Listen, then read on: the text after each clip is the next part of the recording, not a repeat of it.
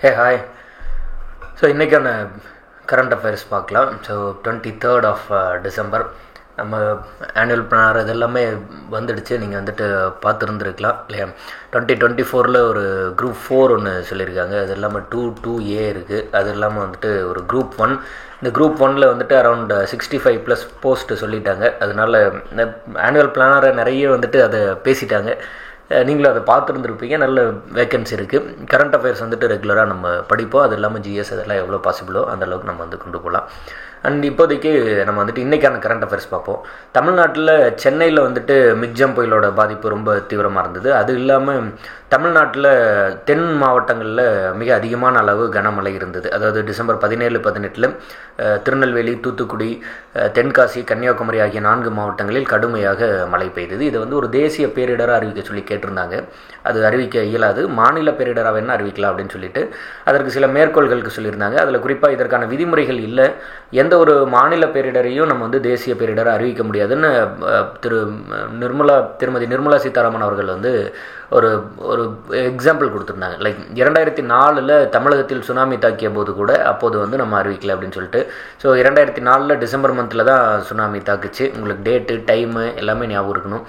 Around காலையில் 7:30 போல் அது வந்து இது பண்ணியிருக்கும். இந்த சுனாமி அப்படின்னு பேர் வச்சது யார் அப்படின்லாம் வந்து நம்ம புத்தகத்தில் கொடுத்துருப்பாங்க. சுனாமி அப்படிங்கிற பேர் வச்சது ஜப்பான். அப்படின்னா ஹார்பர் வேவ்ஸ் இல்லையா, துறைமுக அலைகள் அப்படின்னு பொருள். ஸோ இந்த துறைமுக அலை அப்படின்னு பேர் வச்சது யாருன்னெலாம் சொல்லியிருப்பாங்க. நிறைய பேரிடர் நடந்திருக்கு. அதில் குறிப்பாக நம்ம ஸ்கூல் புக்கில் கொடுக்கப்படுற ஒரு சில பேரிடர்லாம் ரொம்ப ரொம்ப இம்பார்ட்டண்ட்டாக இருக்கும். எடுத்துக்காட்டாக குஜராத்தில் நடந்த பூஜ் நிலநடுக்கம், அதுபோல் வந்துட்டு ஒடிசாவில் நடந்த சூப்பர் சைக்ளோன் அப்படிங்கிற ஒரு தீ விபத்து, தமிழ்நாட்டில் அதே 2004 கும்பகோணம் தீ விபத்து, அண்ட் அதுபோல் வந்துட்டு கொஞ்சம் ஒரு 2-3 இயர்ஸ் முன்னாடி தேனியில் குரங்கணி தீ விபத்து. இது மாதிரி நிறைய புத்தகத்தில் வந்துட்டு மென்ஷன் பண்ணியிருப்பாங்க. அந்த பேரிடர்லாம் தெளிவாக படிக்கணும். இப்போதைக்கு நம்ம மழை அதை பற்றி வந்துட்டு போயிடலாம்.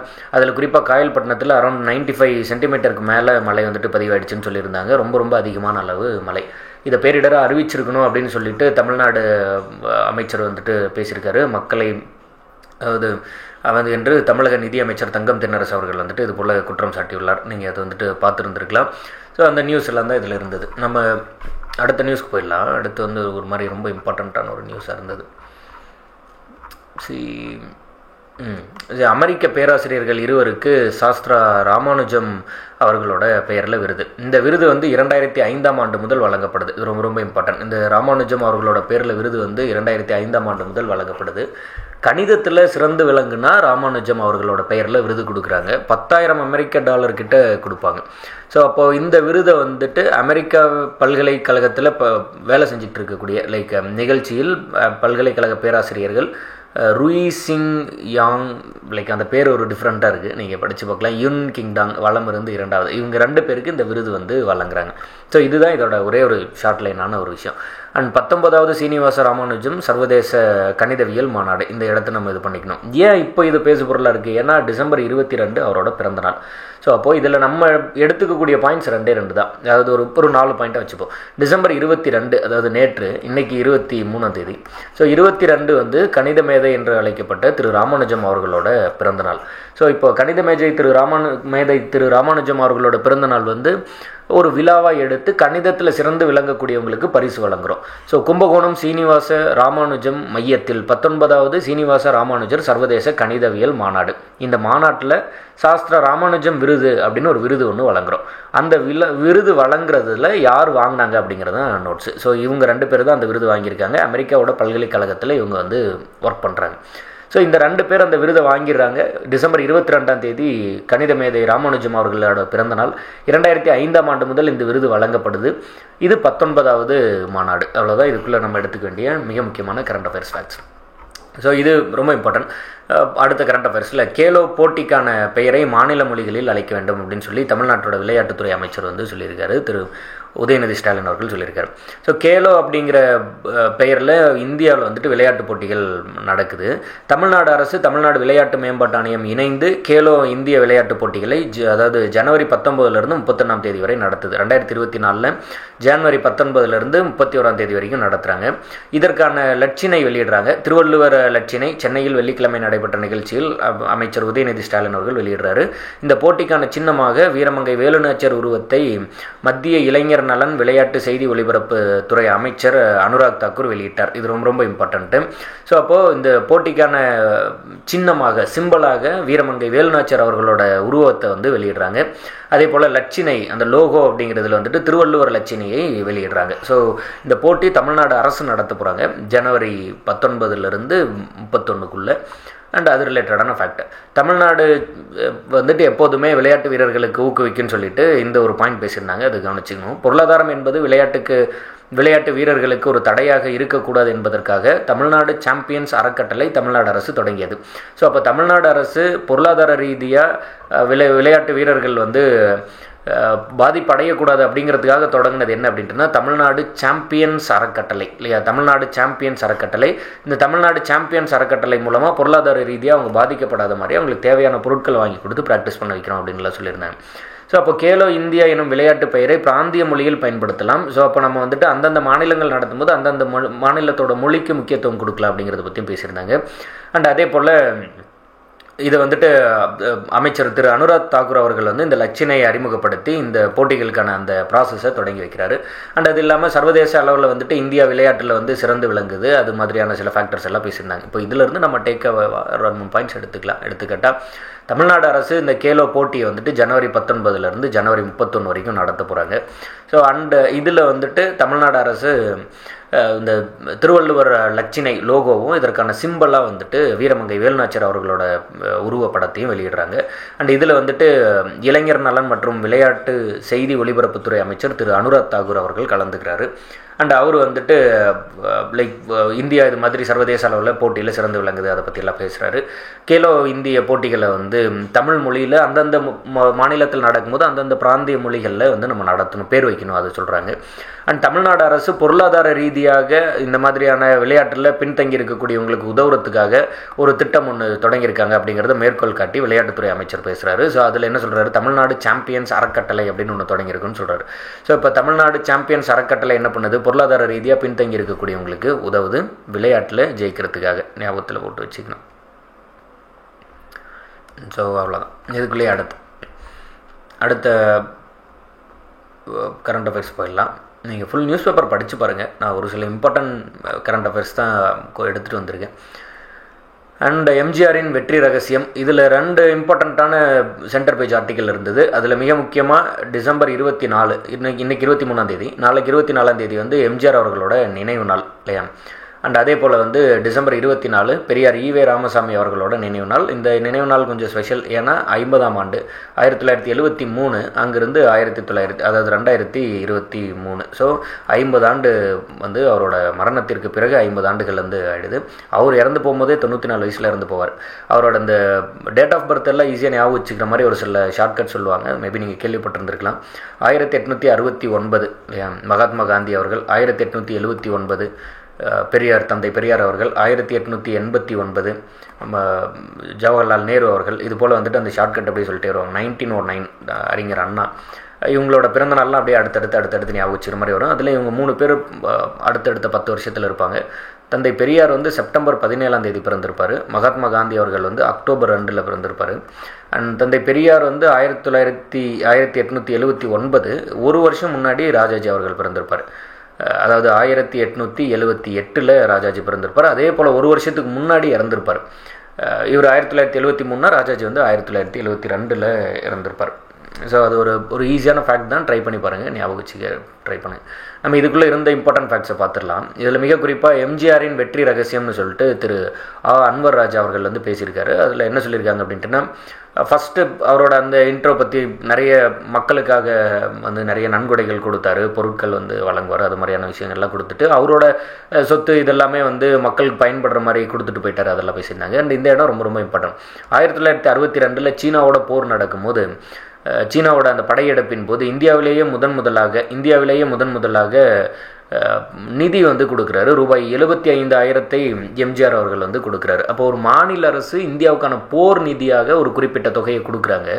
அதுபோல் வந்து முதல்ல தமிழ்நாட்டிலிருந்து எம்ஜிஆர் அவர்கள் கொடுத்தாரு அப்படின்னு சொல்லியிருக்காங்க. அண்ட் அதே போல் அவருக்கு பாரத் ரத்னா விருது கொடுத்துருப்பாங்க. இப்போ இருக்கக்கூடிய இந்த திராவிட தலைவர்களில் பாரத் ரத்னா வாங்கின ஒரே தலைவர் அப்படின்னு சொல்லியிருப்பாங்க. நம்ம எம்ஜிஆரோட பேர் சொல்லும் போதே பாரத் ரத்னா டாக்டர் எம்ஜிஆர் அப்படின்னு குறிப்பாங்க. ஸோ பாரத் ரத்னா வாங்கின ஒரு தலைவர் அப்படிங்கிறத மென்ஷன் பண்ணியிருந்தாங்க. அண்ட் இந்த இடத்துல வந்துட்டு அதாவது அறிஞர் அண்ணா வந்து இந்த நெசவாளர்களின் துயரத்தை துடைக்கிறதுக்காக அவரே வந்து என்ன பண்ணுவார்னா தலை மேலே வந்து தூக்கிட்டு போய் அதை சேல்ஸ் பண்ணுற அந்த விஷயத்தெல்லாம் இறங்கியிருப்பார். அதை மனதில் வச்சு இவர் வந்து 200 கோடி ரூபாய்க்கு மேலே வேட்டி சேலைகளை வாங்கி பொங்கல் தினத்தப்போ அதை வந்து இலவசமாக மக்களுக்கு கொடுக்கக்கூடிய அந்த இதை தொடங்கி வச்சார். அது இன்று வரை ரொம்ப சக்ஸஸ்ஃபுல்லாக போயிட்டுருக்கு அப்படின்னு சொல்லியிருந்தாங்க. அது ரொம்ப இம்பார்ட்டண்ட்டான ஒரு ஃபேக்ட் தான். அப்போ பொங்கல் அப்போது வேட்டி சேலை வந்து இலவசமாக கொடுக்கக்கூடியதை அதை வந்து வாங்கி அரசு வந்துட்டு கொள்முதல் பண்ணி அதன் மூலமாக நெசவாளர்களுக்கு வந்து ஒரு வருமானத்தை கிரியேட் பண்ணிவிட்டு அந்த இதை இலவசமாக கொடுக்கும்போது அடுத்த மாற்று துணி வாங்க இயலாது இருக்கவங்க வந்து அதை சுலபமாக பயன்படுத்திக்கலாம் அப்படிங்கிறத பற்றியும் பேசியிருந்தாங்க. ஸோ இவர் தான் அதை ஆரம்பித்து வைக்கிறாரு. ரொம்ப இம்பார்ட்டண்ட்டான ஒரு ஃபேக்ட்.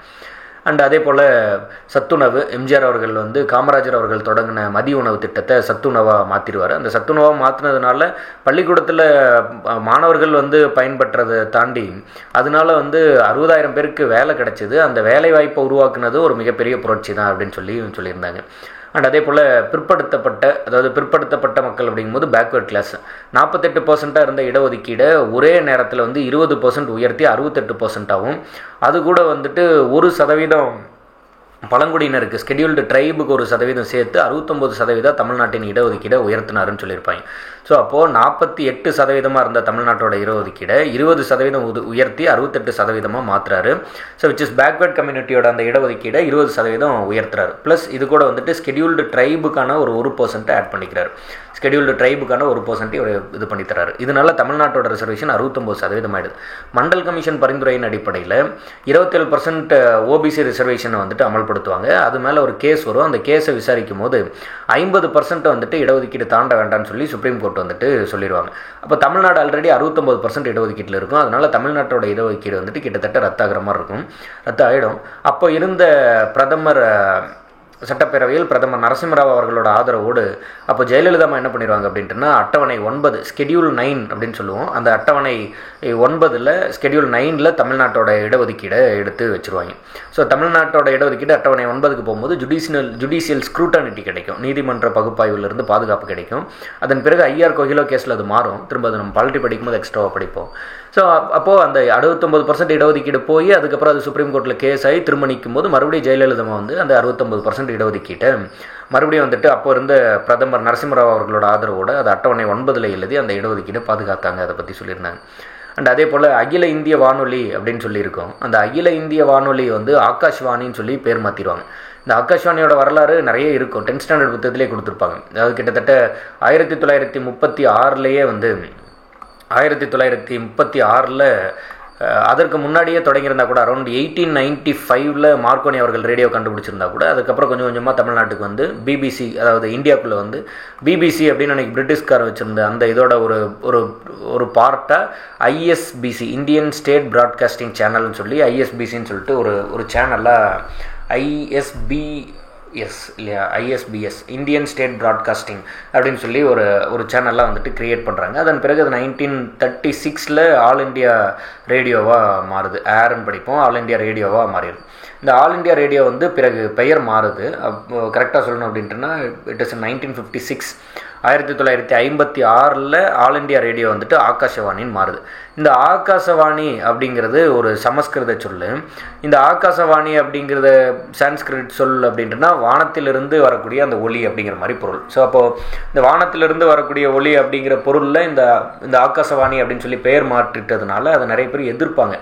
அப்படி வந்து இவர் எதிர்த்து லைக் இந்த பேரை வந்துட்டு பேருக்கு எதிரான ஒரு அரசியல் நிலைப்பாட்டை எடுத்தார் அப்படிங்கிறத பற்றி இதில் பேசியிருக்காங்க.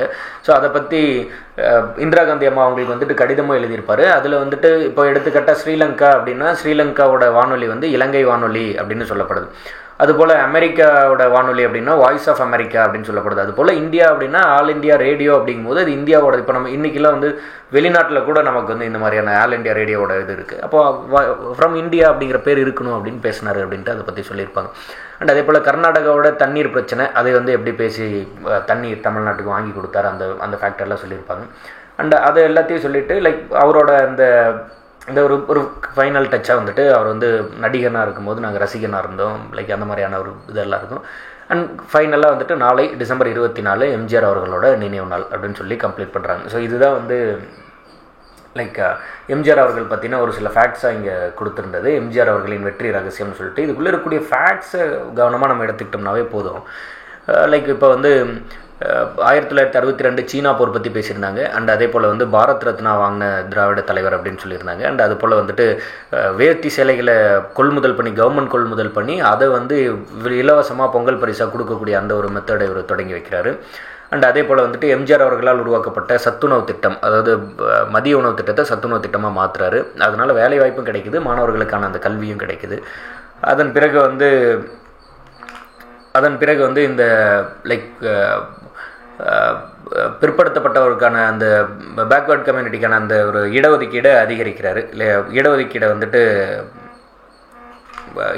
அதிகரித்து வச்சுறாரு. அந்த இடஒதுக்கீடை அதிகரிக்கிறது வந்துட்டு 20% அதிகரிக்கிறார். இடஒதுக்கீடு 20% அதிகரித்து 1% வந்துட்டு ஸ்கெடியூல்டு ட்ரைபுக்கான அந்த ஒரு இடஒதுக்கீடு கொடுத்துறாரு. ஒரு நிமிஷம் வெயிட்டிஸ், ஏன்டா வைப்ரேட் அவர் கால் கனெக்ட் ஆகிடுச்சு போல.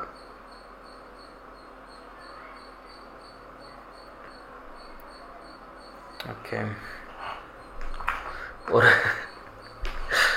ஒரு மீட்டிங்கில் பாலையா வந்து இந்த மாதிரி மொபைல் ஃபோனை தூக்கி வீசிடுவார். எத்தனை பேர் இதை பார்க்குறீங்கன்னே தெரில. பட் ஆனால் கூட அதுபோல் ஏதாவது நம்ம ஒர்க் பண்ணிகிட்டு இருக்கும்போது கால் வந்து தூக்கி அட்டிக்கலாம் போல் கடுப்பாக இருக்க மாதிரி இருக்குது. எவ்வளோ பெரிய விஷயத்தை பற்றி பேசிகிட்டு இருக்கோம். இடஒதுக்கீடு, அது எம்ஜிஆர் எப்படி வெற்றி பெற்றாருன்னு வளைச்சு கால் பண்ணுறாங்க. சரி, ஓகே டன். இப்போ இடைநீக்கம் ஜனநாயகம், அதாவது அடுத்த இந்த இடத்துல இருந்த இன்னொரு ஆர்டிக்கல் பற்றி பார்த்துடலாம். இந்த இடைநீக்கம் மற்றும் ஜனநாயகம் அப்படிங்கிறதுல பாராளுமன்றத்தில் அரௌண்ட் கிட்டத்தட்ட 146 எம்பி அவர் வந்து சஸ்பெண்ட் பண்ணி விட்டாங்க.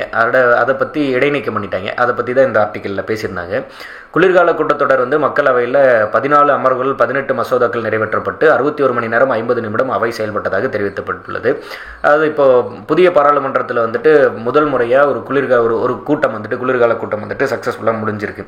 ஸோ அப்படி குளிர்கால கூட்டம் சக்ஸஸ்ஃபுல்லாக முடிஞ்சிட்டதுனால அது வந்துட்டு ஒரு முதல் கூட்டம் அப்படிங்கிறத ஒரு பாசிட்டிவான விஷயமா நம்ம பார்த்தா கூட இதில் இருக்கக்கூடிய அந்த 146 பிரதிநிதிகளோட இடைநீக்கம் அப்படிங்கிறது ஜனநாயகத்துக்கு எதிராக இருக்குது அப்படிங்கிற மாதிரிலாம் பேசியிருந்தாங்க.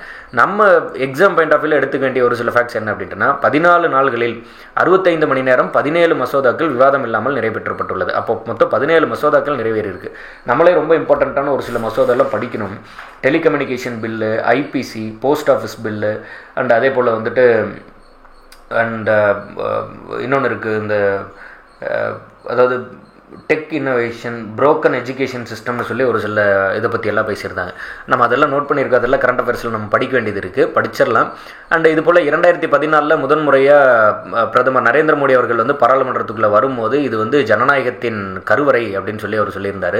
ஸோ அப்போ ஜனநாயகத்தின் கருவறை அப்படின்னு சொல்லப்படுற அந்த இடத்துல வந்துட்டு எதிர்க்கட்சிகளை வெளியே அனுப்புறது ஒரு மாதிரி லைக் ஜனநாயகத்துக்கு எதிராக இருக்குது அப்படிங்கிற மாதிரிலாம் பேசியிருந்தாங்க. அண்ட் இதில் எவ்வளோ பேர் இதாக இருக்காங்க அதெல்லாம் சொல்லியிருந்தாங்க. நாடாளுமன்றம் என்பது எதிர்க்கட்சிகளுக்கான என்று அரசியல் சாசன சபையில் டாக்டர் பி.ஆர். அம்பேத்கர் அவர்கள் கூறியிருந்தது நினைவுக்கு தோன்றுகிறது அப்படின்னு சொல்லியிருக்காங்க. இப்போ டாக்டர் பி.ஆர். அம்பேத்கர் வந்து பார்லிமெண்ட் அப்படிங்கிறது அது வந்துட்டு it is for opposition party, எதிர்க்கட்சிகளுக்கான ஒரு இடம் அப்படின்னு வந்து அவர் பேசினதா அந்த இடத்துல வந்து நினைவு கூறியிருக்காங்க. அண்ட் ஒரு குறள் ஒன்று இருந்தது, தினமணியில் எப்போதுமே இந்த இடத்துல ஒரு குறள் இருக்கும். இன்றைக்கான குறள் வந்து ஓவோதல் வேண்டும் ஒளிமால்கும் செய்வினை அதுவும் எண்ணுபவர், அதாவது மென்மேலும் உயர வேண்டும் என்று விரும்பி முயல்கின்றவர் தம்முடைய புகழ் கெடுவதற்கு காரணமாக செயலை செய்யாமல் விட வேண்டும் இல்லையா அப்படின்னு சொல்லியிருக்காங்க. பெரியார் அவர்கள் பற்றியோ ராஜாஜி அவர்கள் பற்றியும் இந்த இடத்துல ஒரு கம்பேரிசனாக ஒரு ஆர்டிக்கல் பேசியிருந்தாங்க. பாதை வேறு இலக்கு ஒன்றுன்னு சொல்லிட்டு சிம்பிளான ஒரு விஷயந்தான். லைக் பெரியார் வந்து ஒரு மாதிரி கடவுள் மறுப்பு கொள்கையில் இருப்பார். அண்ட் அவர் வந்துட்டு ராஜாஜி வந்துட்டு அதை அக்செப்ட் பண்ணுற மாதிரியான ஒரு கொள்கையில் இருப்பார். கொள்கை வேறாக இருந்தாலும் லைக் பாதை வேறாக இருந்தாலும் பீப்புளோட வெல்ஃபேரை தான் டார்கெட்டாக வச்சு 2 பேரும் நகர்ந்தாங்க அப்படிங்கிறத பாயிண்ட் அவுட் பண்ணி பேசியிருப்பாங்க. ஒரு சில எக்ஸாம்பிள்ஸ் எல்லாம் கொடுத்துருப்பாங்க. ஒரு முறை ஒரு கூட்டம் போட போகும்போது பக்கத்தில் ஒரு கோவில் இருக்கும். அந்த கோவிலில் வந்து சொற்பொழிவு நடந்துட்டு இருக்கும்.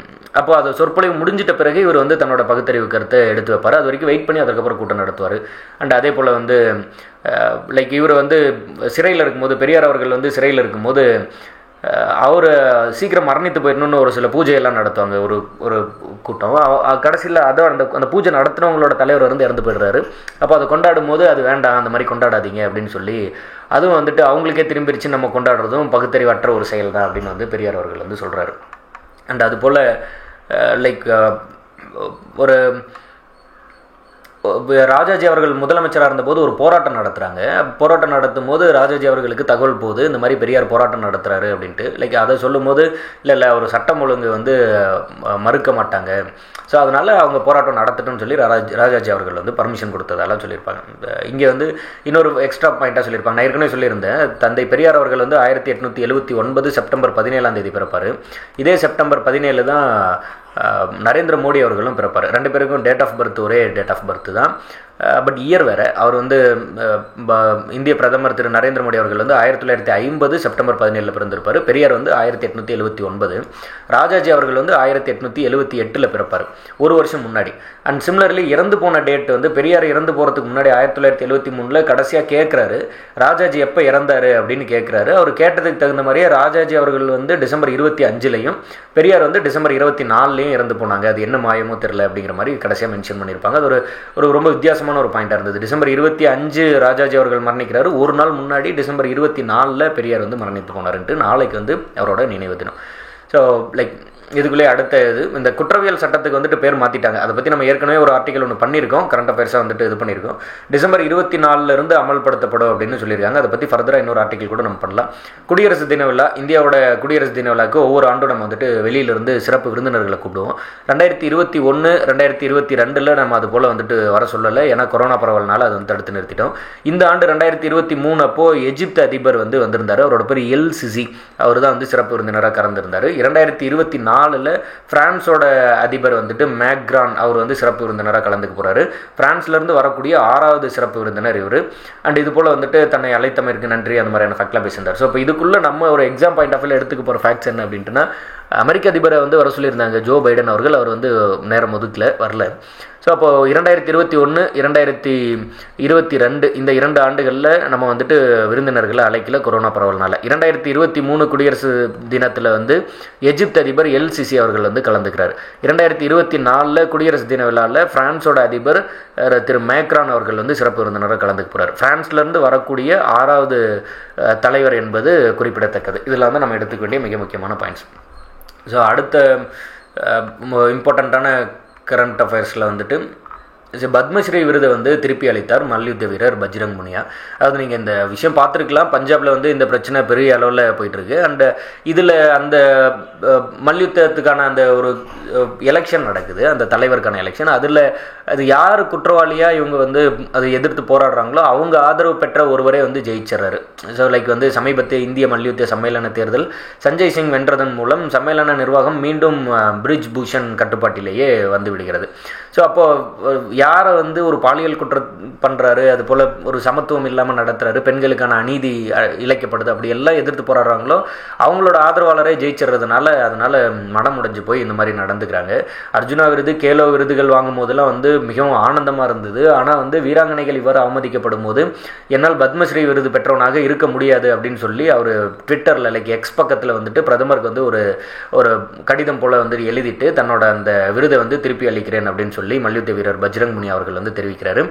அவர் போய் பிரதமர்கிட்டே அதை கொடுக்கலான்னு போகிறாரு. ஆனால் காவலாளிகள் அவரை வந்து மறுத்துறாங்க, தடுத்துறாங்க. அதனால லைக் இது பண்ணிடுறாரு. அவரோட அந்த பாதையில் அவரோட வீட்டுக்கு போகக்கூடிய அந்த பாதையில் ஒரு லெட்டரோடு சேர்த்து விருதையும் வச்சுட்டு வந்துடுறாரு. அண்ட் அதே போல் இந்திய தூதர் வந்து இலங்கையுடனான வலுவான உறவை மேம்படுத்தும் அப்படின்னு சொல்லியிருந்தார்.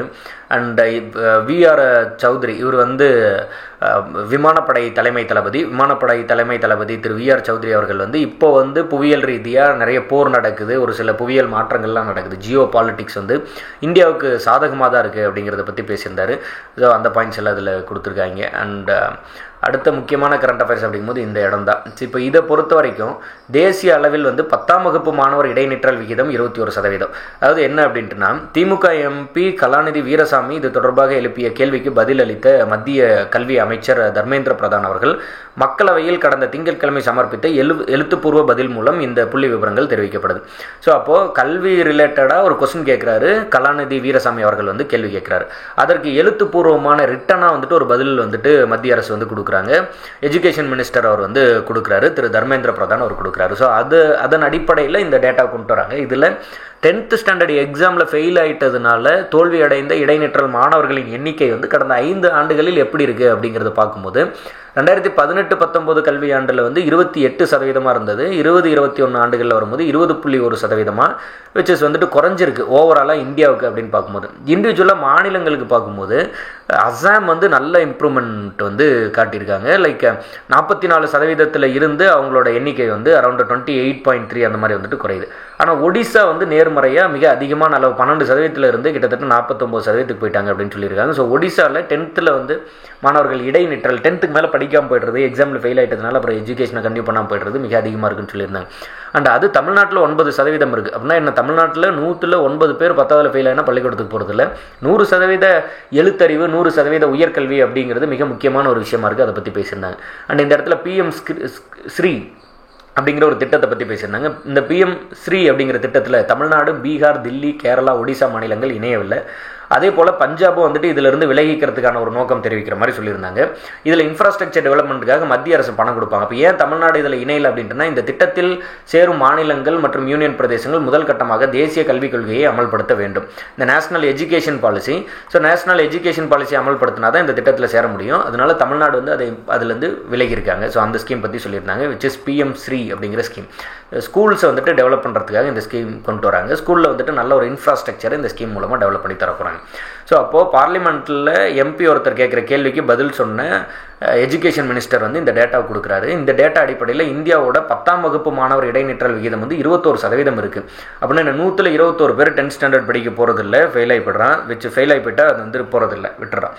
அண்ட் அதில் தமிழ்நாட்டோட அளவு வந்துட்டு 9% இருக்குது. 100ல் 9 பேர் வந்துட்டு 10th ஸ்டாண்டர்டில் ஃபெயில் ஆனாவோ இல்லை ஏதோ ஒரு காரணத்தினாலேயோ 10th இடைநிற்றல். ஒடிசா வந்து மிக அதிகமான அளவு இன்க்ரீஸ் காட்டியிருக்காங்க. அசாம் வந்து நல்ல ஒரு முன்னேற்றம் காட்டியிருக்காங்க, விச் இஸ் குறைஞ்சிருக்கு. அந்த 10th படிக்காமல் நிற்கிறவங்களோட எண்ணிக்கை வந்து அசாமில் குறைஞ்சிருக்கு, ஒடிசாவில் மிக அதிகமான அளவு இன்க்ரீஸ் ஆயிருக்குன்னு சொல்லி ஸோ இந்த டேட்டாவை மத்திய அரசு வந்து ரிலீஸ் பண்ணுறாங்க. நான் PM ஸ்ரீ அப்படின்னு சொல்லி ஒரு ஸ்கீம் நம்ம பார்க்குறோம். ஸ்கூலோட இன்ஃப்ராஸ்ட்ரக்சர் டெவலப் பண்ணுற மாதிரியான ஒரு ஸ்கீம். அதில் சென்ட்ரல் கவர்மெண்ட் பணம் கொடுப்பாங்க. கிட்டத்தட்ட 18,128 கோடி அதற்காக ஒதுக்கப்பட்டிருக்கு. இந்த ஸ்கீமில் சேரணும்னா நேஷனல் எஜுகேஷன் பாலிசியை நம்ம இம்ப்ளிமெண்ட் பண்ணணும். அதனால தமிழ்நாடு, கேரளா, பீகார், தில்லி, ஒடிசா போன்ற மாநிலங்கள் வந்து இதில் சேராமல் இருக்காங்க. பஞ்சாப் இதிலிருந்து விலகிக்கிறேன்னு தெரிவித்ததா சில டேட்டாஸ்லாம் கொடுத்துருக்காங்க. ஸோ அண்ட் இதுதான் இன்றைக்கான கரண்ட் அஃபேர்ஸ். ஒரு டிஃப்ரெண்ட்டாக நம்ம வந்துட்டு இந்த மாதிரி லைக் அந்த நியூஸ் பேப்பரே அப்படியே வச்சு ட்ரை பண்ணிடலாம் அப்படின்ட்டு அந்த நியூஸ் பேப்பர் அப்படியே எக்ஸ்பிளைன் பண்ணிட்டேன். எந்த அளவுக்கு இது ரீச் ஆகுது என்ன அப்படிங்கிறது எனக்கு தெரில. லைக் பட் பார்ப்போம். ஐ ஹோப் இது வந்து சரியாக வரும் அப்படின்னு நம்புவோம். தொடர்ந்து வந்து நம்ம நிறைய கிளாஸஸ் இதெல்லாம் எடுப்போம். எக்ஸாம் ஸ்டார்ட் ஆக போது இன்னும் அரௌண்ட் வந்துட்டு ஒரு 8 monthsல நிறைய எக்ஸாம்ஸ் வந்துட்டு சொல்லியிருக்காங்க. பர்ஃபெக்டாக பிளான் பண்ணி போனால் ஒண்டர்ஃபுல்லாக இருக்கும். நம்ம வந்து ட்ரை பண்ணுவோம். Will do our best and keep supporting us. Thank you. டடா.